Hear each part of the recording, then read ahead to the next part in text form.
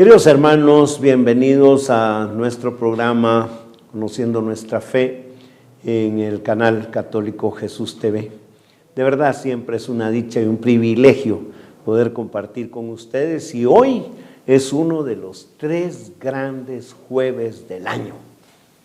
Decían las abuelitas, hay 3 jueves en el año donde brilla más el sol, y si tú eres buen cristiano debes saber cuáles son. Y precisamente este es el jueves de Corpus, que junto con el jueves de la Ascensión y el jueves santo son los 3 grandes jueves del año. Hoy en este programa quiero compartir con ustedes algo sobre la adoración a Jesús sacramentado. Yo creo que todos los católicos desde muy niños hemos aprendido aquella preciosa jaculatoria: infinitamente sea alabado mi Jesús sacramentado. Fíjense ustedes que hay un detalle curioso. En primer lugar, la fe en la presencia real de Jesús en el Santísimo Sacramento es innegable y consta de una manera particular en la Sagrada Escritura.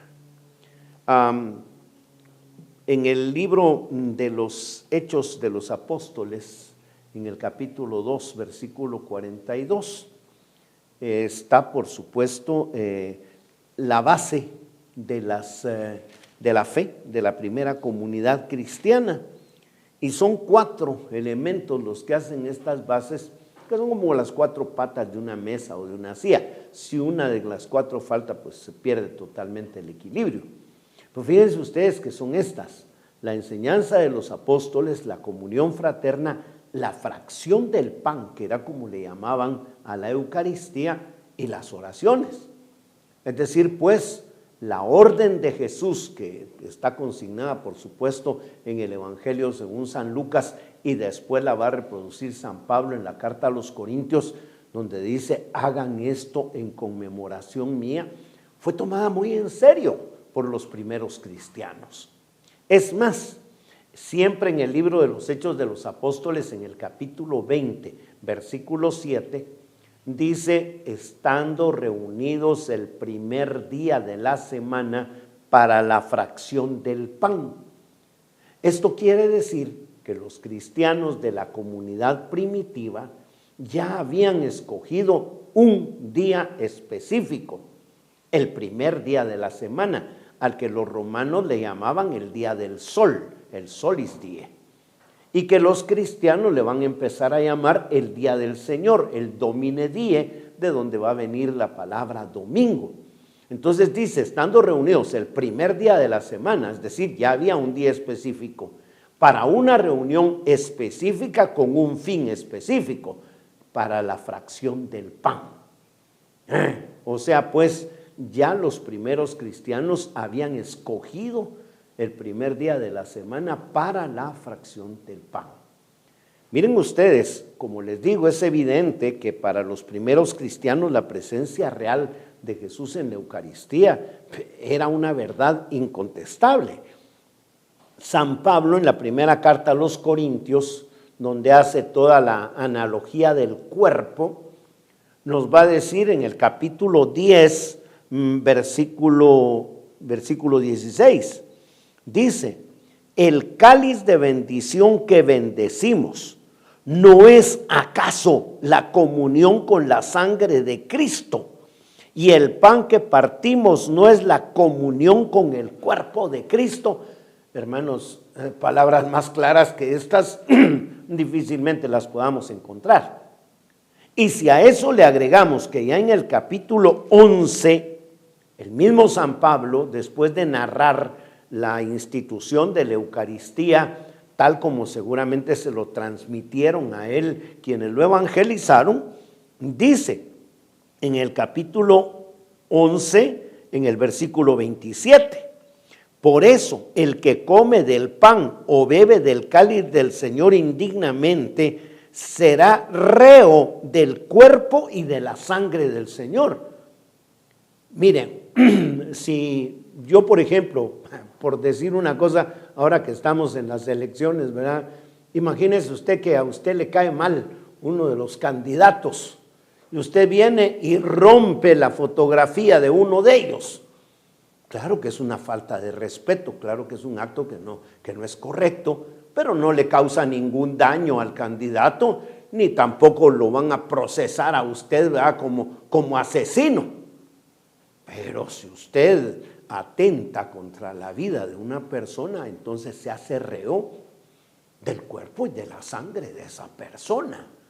Entonces, si San Pablo está diciendo que el que come indignamente del pan y del vino se hace reo del cuerpo y de la sangre del Señor, y después lo ratifica en el versículo 29, porque el que come y bebe sin considerar que se trata del cuerpo del Señor, come y bebe su propia condenación. O sea, pues, dejemos sentado que la fe de las primeras comunidades cristianas en la presencia real de Jesús está documentada en la Sagrada Escritura. Ahora digamos algo más. Jesús no instituyó la Eucaristía para ser adorado. Espero decir esto con la suficiente claridad y hago la aclaración de que soy miembro de la Archicofradía del Santísimo Sacramento de la Catedral Metropolitana. Hago la salvedad de que por supuesto no falto a la procesión del Corpus Christi y procuro visitar a Jesús sacramentado cuantas veces me es posible y por supuesto pues participo en todas estas devociones. Sin embargo, repito, el fin principal de la institución de la Eucaristía no fue la adoración. Jesús no dijo: esto es mi cuerpo, esto es mi sangre, para que ustedes pongan este pan en un lugar especial, en una custodia, y lo lleven en procesión, y le enciendan candelas, y le echen incienso, y le canten alabanza. No, eso no dijo Jesús. La intención de Jesús al quedarse con nosotros en el pan y en el vino es alimentarnos, eso sí, ¿verdad? Alimentarnos con su cuerpo y su sangre. Sin embargo, tenemos que tomar en cuenta que lógicamente, si para los primeros cristianos era evidente la presencia real de Jesús en el Santísimo Sacramento, y si también tomamos en cuenta que sobre todo en las primeras parroquias de Roma, las que instituyó San Fabián allá en el siglo III, en esas parroquias, en plena persecución, habían cosas específicas en cada una. En las parroquias había pila bautismal, porque era el único lugar donde se bautizaba. También había sagrario, porque en las parroquias se reservaba el Santísimo para la comunión de los enfermos o para llevarle la comunión a los mártires. Ustedes conocerán seguramente el caso de San Tarcisio, aquel niño mártir que llevando la comunión a los presos en la cárcel mamertina de Roma sufrió el martirio, y que por eso es el abogado de los monaguillos y de los acólitos. Pues resulta que sí, pues entonces en las parroquias había ese lugar, el sagrario, donde se reservaban las hostias para poder llevar después la comunión a quienes la necesitaran. Lógicamente, si los primeros cristianos creían en la presencia real de Jesús que estaba ahí guardado en el sagrario, no es de extrañar que ese lugar, el sagrario, fuera un lugar preferido para que los cristianos se reunieran a orar y por supuesto a adorar la presencia real de Jesús en el Santísimo Sacramento. Esto es lo que le da origen, en principio, a las devociones de adoración. De ahí va a surgir lo que se conoce como la adoración perpetua. O sea que ahí donde está Jesús sacramentado siempre debería haber alguien que esté cuidando y adorando al Señor.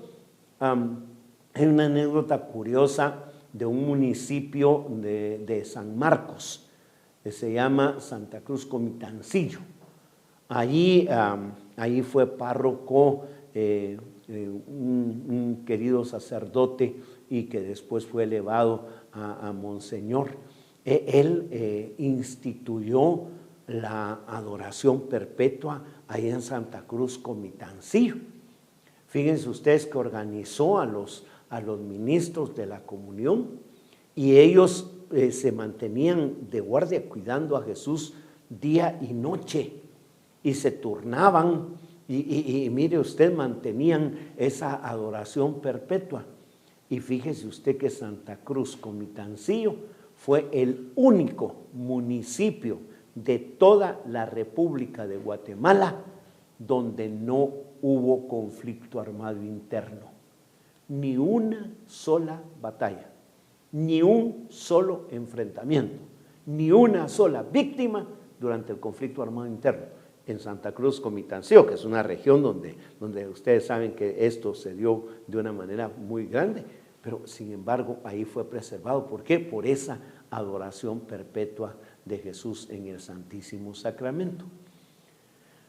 Uno de los principales fines de reservar a Jesús en el sagrario era llevarle la comunión a los enfermos.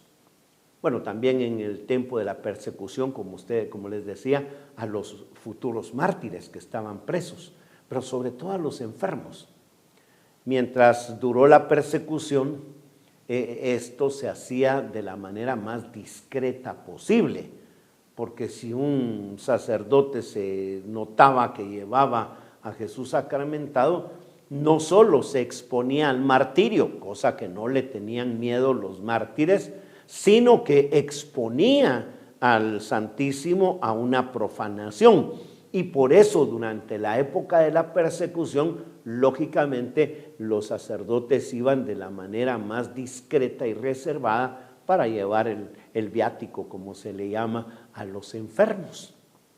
Pero cuando llega la paz de Constantino, cuando ya se transforma el cristianismo de religión perseguida en el Imperio Romano durante 4 siglos por 10 persecuciones, cuando se transforma en ya la religión oficial, y entonces ya la fe en el Santísimo Sacramento es otra cosa, entonces empieza ya a darse que los sacerdotes, cuando llevan el viático a los enfermos, se hacen acompañar de algunos fieles que llevan velas encendidas, incluso que llevan una pequeña campanita para indicarle a los demás que ahí va nuestro amo, nuestro Señor. Y entonces la gente pues le daba cierta reverencia cuando pasaba, se inclinaban o hasta se arrodillaban para adorar a Jesús sacramentado.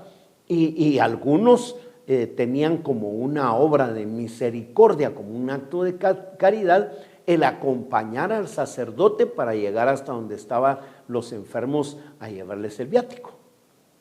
Así comenzaron las procesiones eucarísticas. Igual cuando después de la misa se trasladaban las hostias consagradas al sagrario, pues generalmente se acompañaba al sacerdote con una vela hasta llegar al sagrario y se hacía un momento de adoración. Los cristianos que se reunían a orar alrededor del sagrario, pues habrán tenido alguna vez la idea de tener un contacto visual con el Santísimo. Y entonces tal vez a alguno se le ocurrió abrir la puerta del sagrario para poder ver el copón donde estaban las hostias consagradas. Después puede ser que hayan pensado, bueno, ¿y por qué no sacar el copón del sagrario y colocarlo en el altar de una manera que lo pueda ver toda la gente, pues? Y entonces así va a surgir lo que nosotros le llamamos la exposición del Santísimo, que se llama exposición menor cuando se coloca, como les digo, el copón con las hostias consagradas en el altar, y se llama exposición mayor cuando una hostia consagrada se coloca en un ostensorio o una custodia, como nosotros le llamamos, y que entonces se pone de una manera solemne para la adoración. Estos serían, como les digo, ya las devociones de adoración a Jesús sacramentado, la exposición del Santísimo. Precisamente pues esta exposición la hacen los diáconos o los presbíteros o los obispos, los ministros consagrados, de manera pues que sea una forma solemne de adorar a Jesús sacramentado. Un detalle que observaba Monseñor Rodolfo Quesada Toruño, el cardenal que fue arzobispo de Guatemala, era el siguiente. Dice: hubo al principio de la iglesia muchas discusiones teológicas. Mire, se puso en duda si Jesucristo era verdadero Dios, si Jesucristo era verdadero hombre, en qué momento era verdadero Dios y verdadero hombre. Se puso en duda si podía llamársele a la Virgen María Madre de Dios por haber dado a luz a Jesús, que es la segunda persona de la Santísima Trinidad encarnada.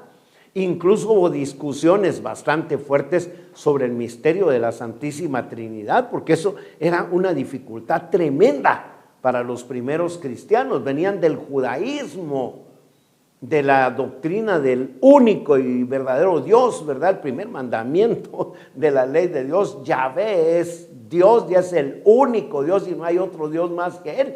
Pues sí, pero imagínense ustedes cuando resulta después de eso que surge Jesús diciendo todo poder me ha sido dado en el cielo y en la tierra, o sea, proclamando su divinidad, o le dice a los apóstoles, según el Evangelio de San Juan, el Padre y yo somos uno. Entonces ya viene el asunto, y luego cuando entra a la danza del Espíritu Santo, entonces el misterio de la Santísima Trinidad. Mire, y todas estas discusiones teológicas se dieron y pasaron siglos. Fue hasta más o menos el año 325 en el Concilio Ecuménico de Nicea, donde ya se define la fe católica, donde ya se define lo que nosotros creemos. Sin embargo, decía el cardenal Quesada, fíjense ustedes que nadie puso jamás en duda la presencia real de Jesús en el Santísimo Sacramento. Tuvo que llegar un filósofo francés llamado Berengario, ya por allá por el año 1000, ¿verdad? Berengario pone una doctrina en la que pone en duda la transubstanciación. Esta palabrita transubstanciación lo que quiere decir es que sin cambiar la apariencia cambia la sustancia. Es decir, sin dejar de parecer pan y parecer vino, bueno, pues deja de ser pan y vino para convertirse en el cuerpo y en la sangre del Señor. Eso es lo que festejamos en la fiesta del Corpus Christi, pues, esa presencia real de Jesús.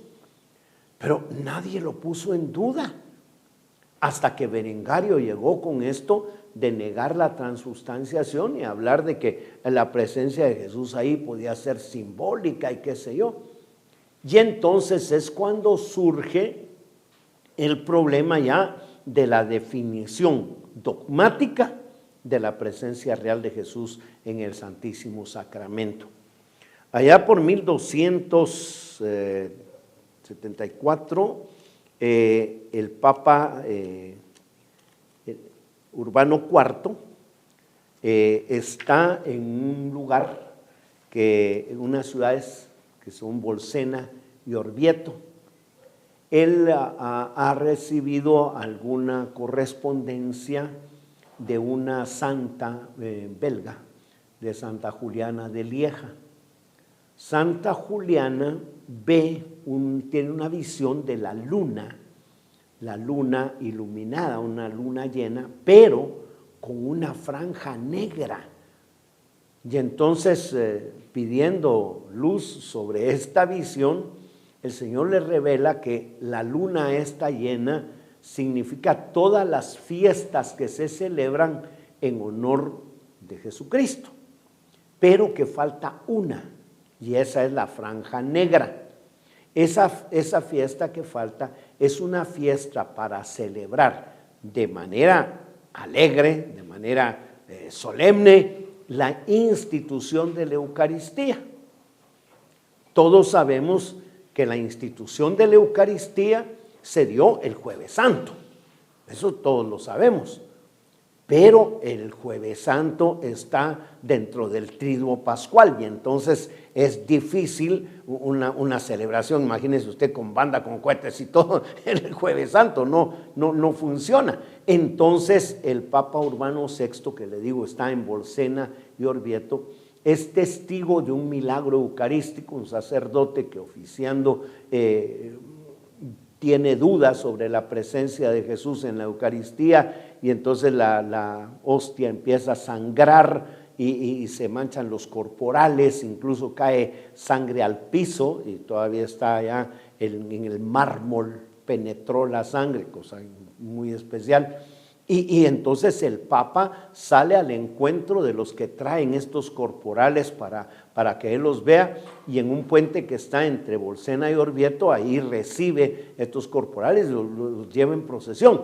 Y entonces decide instituir la fiesta del Corpus Christi.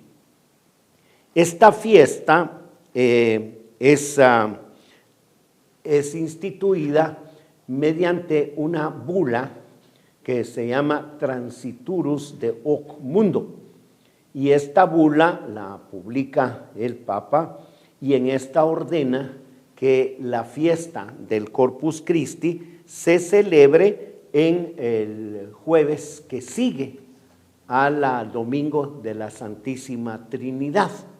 Esta fiesta se instituyó, como les estaba explicando, aquí lo tengo apuntado, en agosto el 11 de agosto de 1264. Entonces esa bula Transiturus de un Mundo instituye la fiesta del Corpus Christi. Y ahí empieza, el Papa le encomienda a dos grandes teólogos, a Santo Tomás de Aquino y a San Buenaventura, escribir la liturgia para el Santísimo Sacramento. Y cuando se presentan para leer lo que han escrito, mientras Santo Tomás de Aquino está leyendo la liturgia que escribió, San Buenaventura va rompiendo cada una de las páginas que él ha escrito, porque prácticamente es lo mismo, y entonces queda como liturgia oficial la que escribió Santo Tomás de Aquino. La fiesta consiste en que en 4 estaciones que recuerdan las 4 basílicas mayores de Roma, la de San Pedro, la de San Pablo Extramuros, la de San Juan de Letrán y la de Santa María la Mayor, se detiene la procesión para hacer una adoración solemne al Santísimo Sacramento. Guatemala no es ajena a la celebración del Corpus Christi. El santo hermano Pedro fue muy devoto de esto. Cuentan que bailaba y hacía tremolar su capa frente al Santísimo cuando lo llevaba Fray Payo Enríquez de Rivera allá en Antigua Guatemala. Y bueno, pues la fiesta del Corpus es algo muy, muy nuestro. Entonces, aunque como decía al principio, la idea inicial no era la adoración de Jesús sacramentado, esta adoración a la presencia real de Jesús se ha convertido en uno de los bastiones de nuestra fe católica. Guatemala, desde 1734, la ciudad de Guatemala goza del privilegio del jubileo circular. Aquí se celebra el triduo en honor a Jesús sacramentado todos los días del año. También tenemos capillas de adoración perpetua. Entonces, hermanos, sería un pecado grave, pienso yo, que teniendo a la mano tantas facilidades para encontrarnos con el Señor, no busquemos los momentos ideales para acercarnos a adorar a Jesús sacramentado. Por eso es que nosotros con todo nuestro corazón, en este día en el que celebramos el Corpus Christi, aunque se traslada al domingo, pues para que todos lo puedan celebrar y se sigue celebrando durante varios domingos sucesivos, bueno, pues nosotros en esta celebración del Corpus Christi decimos desde lo profundo de nuestro corazón, infinitamente sea alabado mi Jesús sacramentado.